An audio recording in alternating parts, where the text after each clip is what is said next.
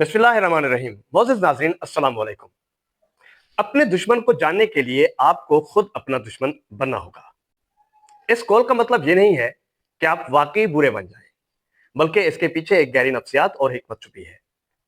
अगर आप किसी से मुकाबला कर रहे हैं तो आपको अपनी सोच छोड़कर यह सोचना होगा कि दुश्मन क्या सोच रहा है। जब आप खुद को उसकी जगह पर रख कर देखेंगे, तब ही आपको उसके अगले कदम, उसके डर और उसके इरादों का इल्म होगा। जब आप खुद अपने दुश्मन बनकर अपने ही सपनों को देखते हैं, तो आपको अपनी वो कमजोरियां नजर आती हैं जिनका फायदा दुश्मन उठा सकता है। यहां दुश्मन बनने का मकसद इससे हमदर्दी करना नहीं, बल्कि उसकी नफ्सियात में इस हद तक उतर जाना है कि आप उसके हर वार को पहले से भांप सकें। एप्पल के सीईओ स्टीव जॉब्स ने माइक्रोसॉफ्ट को हराने के लिए बिल्कुल इन्हीं की तरह सोचा।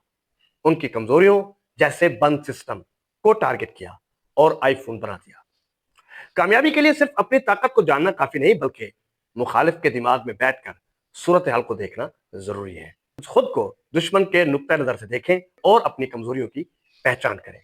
Thanks for watching. Good bye.